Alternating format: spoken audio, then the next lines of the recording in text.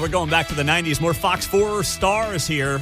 Kevin Kietzman. No, he's actually now the uncanceled star on KCMO. What's it like thinking back to those Fox 4 days when you see John Holt here, man? You know, it's great. Holt was always so much fun to work with. He's never had a bad day. You know, he's the guy that comes to work with a smile on his face. Ask yourself this, unless he was reading on the news, and thousands of people listening right now have met John Holt, okay?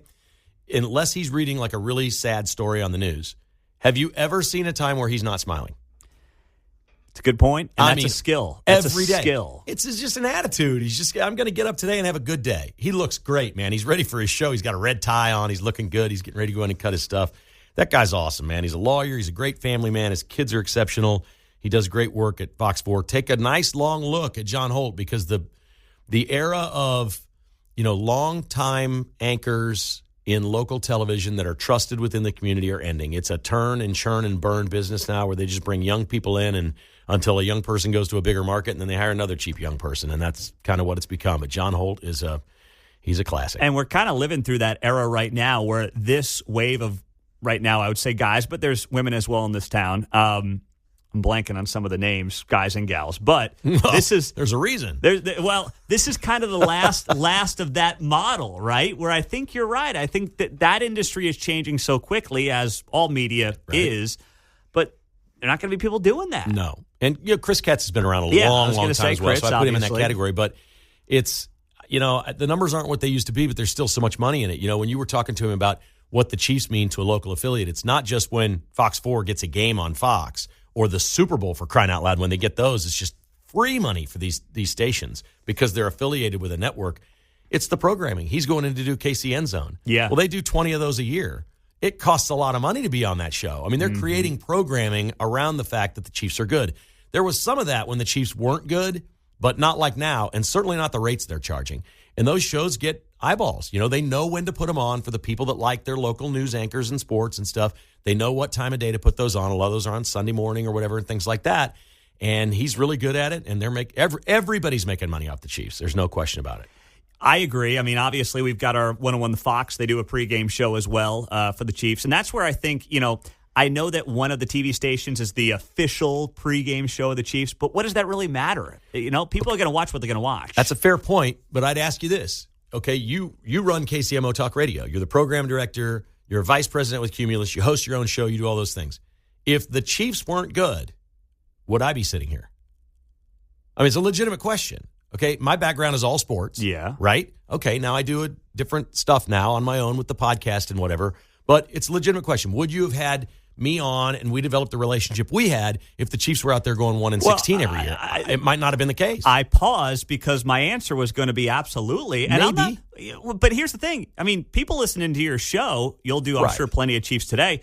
This is not you're not doing a Chiefs show. No, but a guy with 35 years of sports experience in this town. It didn't hurt. It on didn't hurt. KCMO Talk Radio now. You don't have me on to talk about the Royals. And I've been on your show many times over the last few years. We very rarely talked about the Royals. We did a lot of news and politics, but a lot of times it was around sports. And when it was either mostly college football or the Chiefs, because that's what people love. This audience, football transcends everything else. We don't, all due respect to Sporting Kansas City, we're not doing segments on Sporting or the KC Current, right? But everybody's in on the Chiefs. You just said they had a 98 share for a Super Bowl game? Yeah. That means 98% of the people in Kansas City watching television were watching the Chiefs that day. Anybody will listen to some content on the Chiefs. Everybody loves them because they're great. Hey, Mark, speaking of that, let's promote Mark's Sunday Sharp Show. What do you got coming up? You got a full AFC, NFC championship preview for us? Yes, I'm going to do, I believe, NFC in the first segment. And then AFC, of course, we got to bring it home with the Chiefs in the second segment this weekend. So it's going to be good. I'm going to have a parlay for each game. Are you going to have Travis Kelce in your parlay? Oh, yeah. He can't help himself. He can't help himself. 14 straight playoff games with 70 yards or more is insane. My question is, in your parlay, should you take the under of his number this week? Because that can't last forever, can it? Yeah, I like to do lower numbers, just, 25, 40 yards, something like that. Stack them up. Well, last week he was 51, and I played it.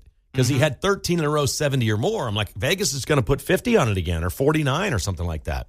Yeah, that's a no-brainer. Yeah. Well, Mark, I know the podcast is up as well, so we'll drive people to retweet it from the KCMO account, all right?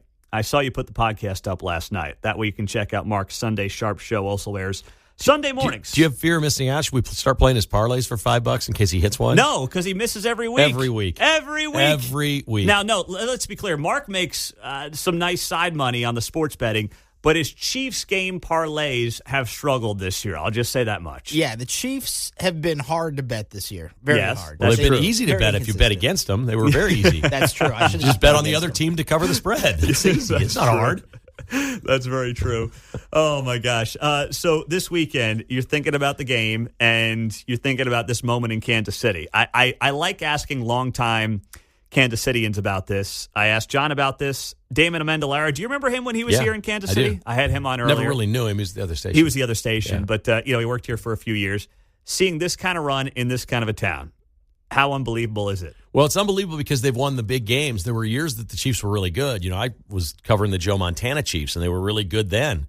I was at the AFC Championship game in Buffalo. It was the 93 season, so I think that would have been it was definitely January of 94 because my son was born in the March after that game. And we thought the Chiefs were going to go win that game. But Montana got slammed on a frozen field. They lost a running back. They had all kinds of things happen.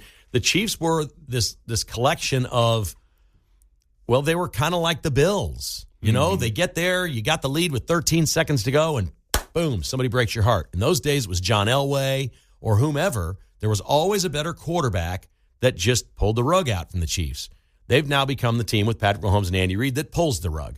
That's really the change. There were some really good years of football here where it was very exciting. The Chiefs would be they were the 1 seed a couple times. They played games at home. They lost at home. I think they went 30 years at Arrowhead Stadium or close to 30 years without winning a playoff game at Arrowhead?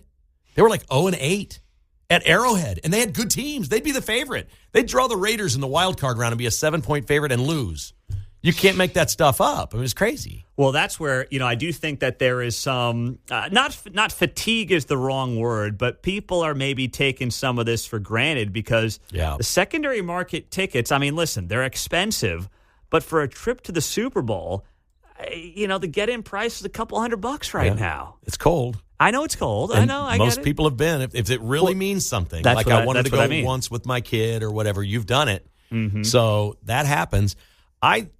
I think Chiefs fans are way too confident about Sunday. I think this town is it feels like a setup almost to me. The team doesn't do it that way. Thank God the team isn't that way. The fans, you better show up. You better make noise. You better try to make an impact because if you think this is just going to be easy, it's not. There is nothing automatic about going and winning 3 Super Bowls in a row. This is uncharted water. Mm-hmm. No, you're right about that. And do you think, I'm thinking about these prices from the standpoint of if there's a new stadium, PSLs, is this market going to fork over tens of thousands of dollars for the rights to buy tickets to games? I think the only place the Chiefs will be able to charge PSLs will be like a club level situation around the suites and things like that with all kinds of other amenities.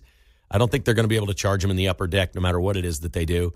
And I guess my interpretation of the PSL was they're asking if this is okay. They know the answer when they did their survey. This is dumb. They know the answer. People hate it. Yeah, they're not going to. They know the answer before they ask the question. But are they setting something up to say we need to sell all these PSLs in order to stay in Missouri so financially it's the same as Kansas? That's the question I'm wondering. Because I'm asking why they're even asking about this. If they're getting 70% from Kansas, they don't need PSLs. They don't. And that would just be pure greed if they did that. Yeah. So I think you should scratch PSL in Kansas. You'd have a pretty big cojones to take 70% of your stadium free and then charge PSLs. Yeah. That's the way to keep ticket prices down. That moving to Kansas should keep them down, in my opinion. Yeah. So when they start asking this, I'm thinking, well, he's talking about staying in Missouri somehow and trying to find a revenue source to stay in Missouri because the money isn't there right now.